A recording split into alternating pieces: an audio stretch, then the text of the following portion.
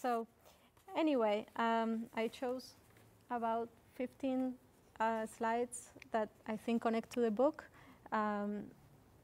My work, of course, has different angles. I went to Loyola here, my teachers. It's so cool that they came, Cherry and Mark. So the works I'm going to show are made in the last 10 years. So you see a range. But I chose some that I think connect to the book. So I'll show you from here. Really quick. So this is the first one. It's made in 2005. It's a scarf, but it's a scarf that's made with 3 paintings. So basically, I bought the paintings, and then I unraveled all the canvas, and then I re-knitted the paintings into a scarf. So that's a scarf made out of paintings. This is a piece that's made with a tricky process, but sometimes I like to think of painting as a sculpture. So basically, instead of carving like a block of marble, in this case, I wanted to carve a painting.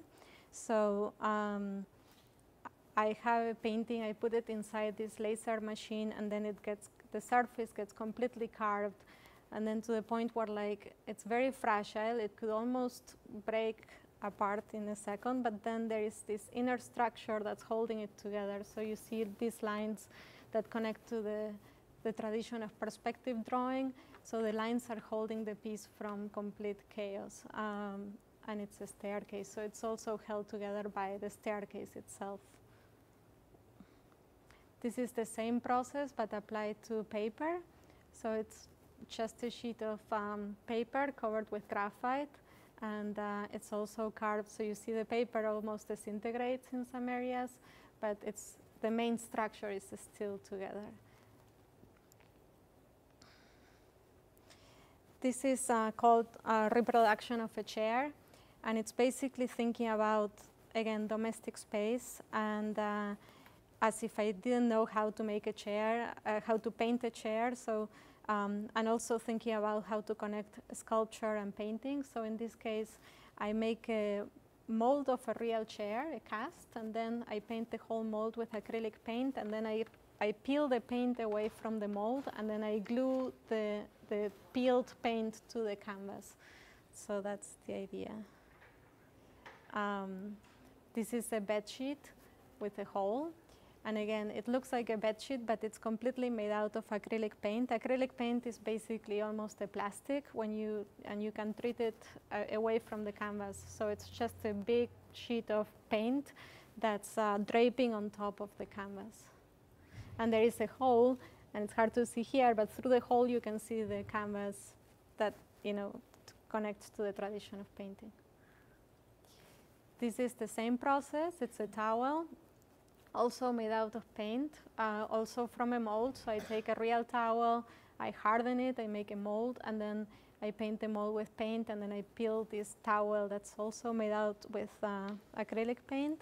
And then I added a stain to it, as if it was a body stain. And it's also just draping from the top of the canvas. So it also has a connection between almost a sculptural object and a painting. And then this is a trash bag. So again, like trash bags are made out of polyethylene. It's hard to see. Sorry, maybe we have too much light. But it's basically a trash bag, also made out of acrylic paint, the whole thing. And then the canvas sticks out at the corner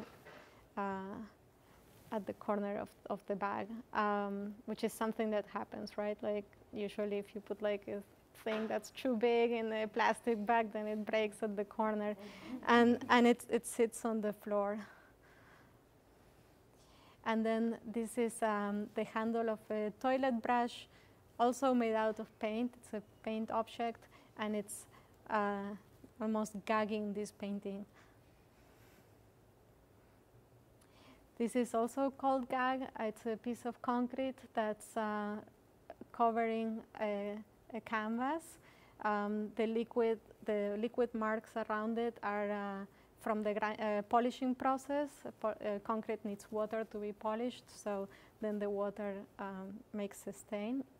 And I was also thinking of, maybe violence or gagging, or sometimes when you kill someone, I think you have to pour concrete over the body, so in order to hide it.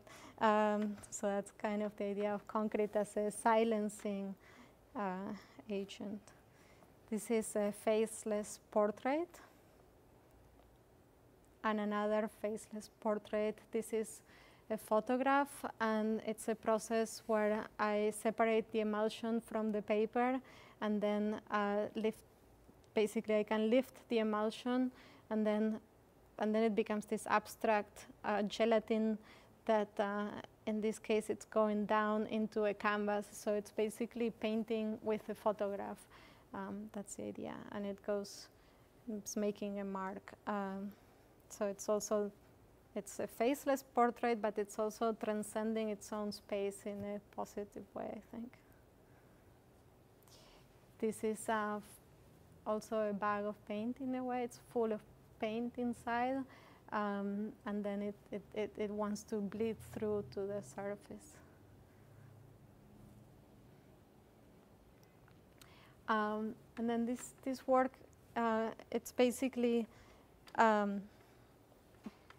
the length of it is my height, so it's about 5.5 feet wide, and inside it's my body weight in paint, so it's 125 pounds of paint. So here's the paint, and it's a flesh color paint. That's oil. Usually paint relates a lot to the body itself. I mean, paint is in this case, oil paint is an organic material usually. It develops a skin when it dries. It's usually used in a wet form. So sometimes I really think, it's important to make that connection. I think it's one of the reasons why paint is so important. It's because it does have a very bodily relationship with the human body itself. So I wanted to emphasize that and then make it. It's called trough, which is, right, like trough is where the animals eat from. So. And this is the last slide I'll show. And it's a more recent piece, quite playful, that I think connects to the book and also connects with the project I'm doing for a Prospect 3. And it's been very it's been fascinating because there are so many materials in New Orleans nowadays between furniture and houses and so on. But this was made in LA. It's a chair that's only 3 legs, but it's still standing, and it only has 1 arm. And I found it like this, so I thought the chair had 3 lives basically. The time when the chair was made, which was a beautiful time. You can see that this used to be a beautiful chair. Then the time when the chair was abandoned and rejected from society, so it was left at the garage and in a completely bad shape. And then the time when I found it and I turned it into art, so I stretched canvas on the back of the chair. This is linen canvas, which is a very traditional material for painting. And then the rubbings come from the springs inside the chair, so it makes these circles. It's basically, and I'm very happy that this chair is now in a nice place. and it all worked out.